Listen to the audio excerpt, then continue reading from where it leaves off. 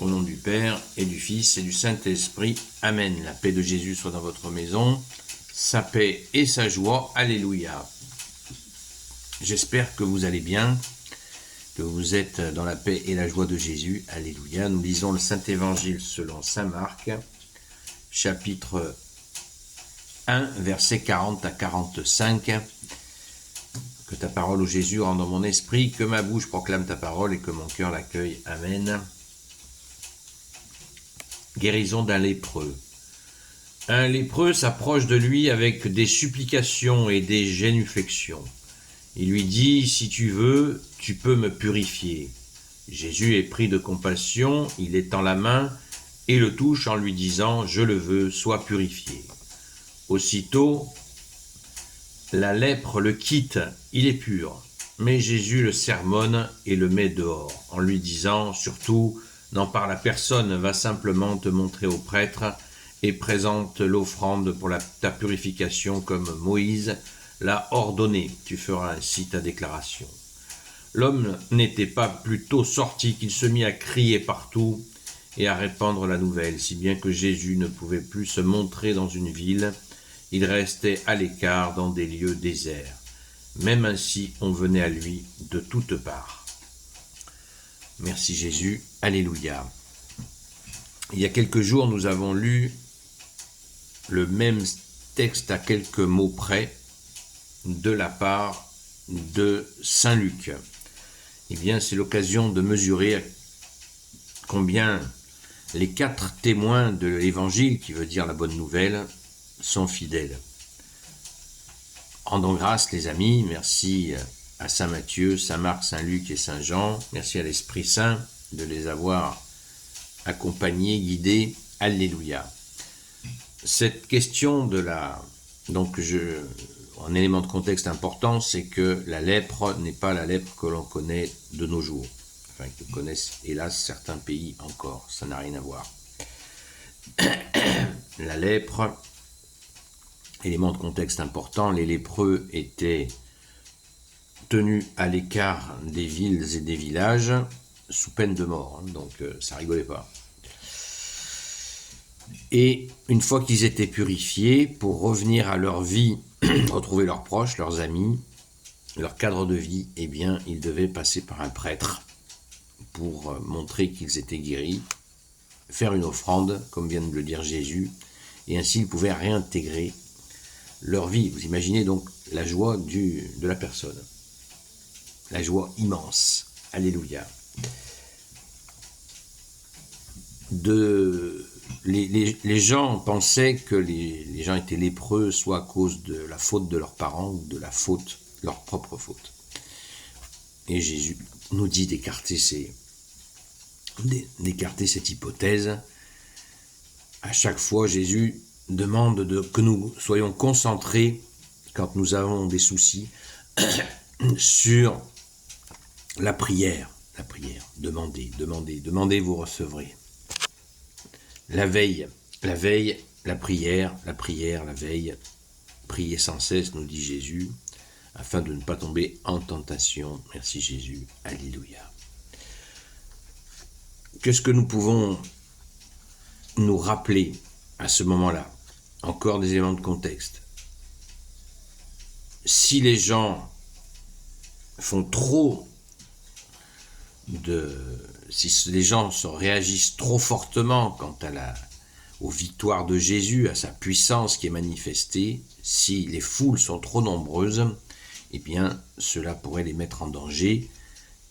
L'armée romaine pourrait voir ça comme une émeute et elle la réprimerait dans le sang, comme elle l'a fait en 71. Ça a été un carnage. Donc, attention, Jésus fait très très attention à ça. Ce qui fait qu'il se retrouve à l'écart. Et pourtant, même à l'écart, il y a du monde qui vient le voir, nous dit-on. Les gens arrivent à le trouver. Il guérit toute maladie, il libère de tout démon. On n'imagine pas la fièvre qui devait être une grande contagion. Waouh! Alors cette lèpre, elle peut nous faire penser aussi à quelque chose de société. Nous vivons dans une société moderne et il n'y a pas de lèpre. Mais il y a une forme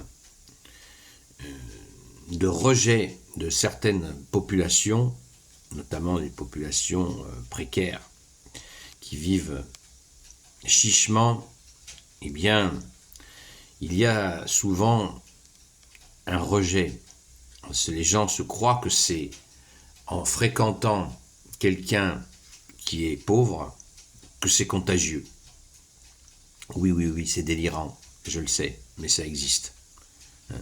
Alors rassurez-vous, c'est pas parce que vous allez parler à quelqu'un qui est très pauvre ou quelqu'un qui est très démuni que ce sera contagieux. Bien au contraire. Rappelons-nous ce qui s'est passé avec Saint Martin. Saint Martin, c'était un soldat romain, il a vu un pauvre qui grelottait sur le bord de la route, il a coupé son manteau en deux et il lui a donné pour qu'il se réchauffe.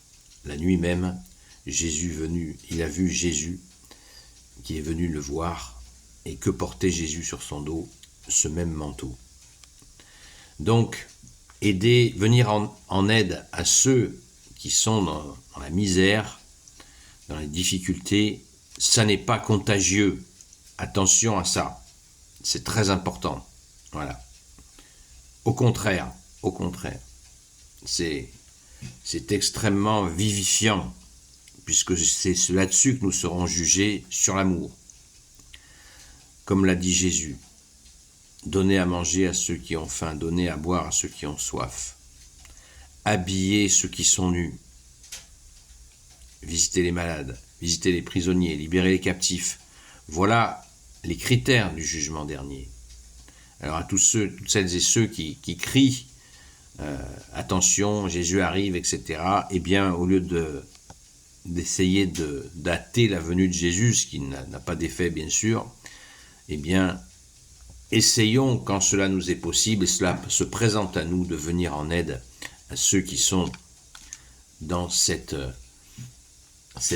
lèpre, de cette misère qui leur colle à la peau et qu'il nous faut, bien sûr, nous devons leur venir en aide.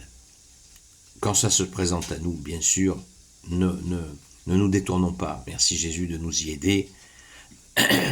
Et bien sûr, en étant aussi dans la vigilance, parce qu'il y a des arnaqueurs et des arnaqueuses, nous le savons bien. Merci Jésus de nous aider à garder le discernement. Amen.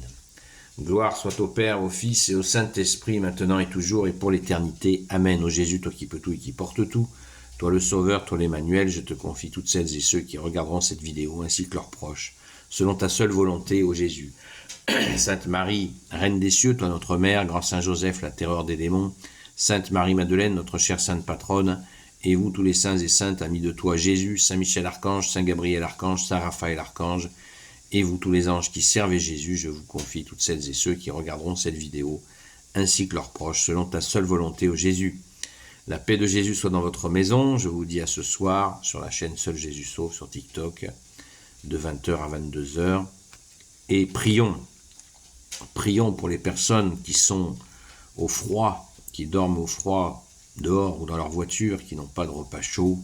Prions pour ceux qui leur viennent en aide, toujours dans le discernement. À très vite.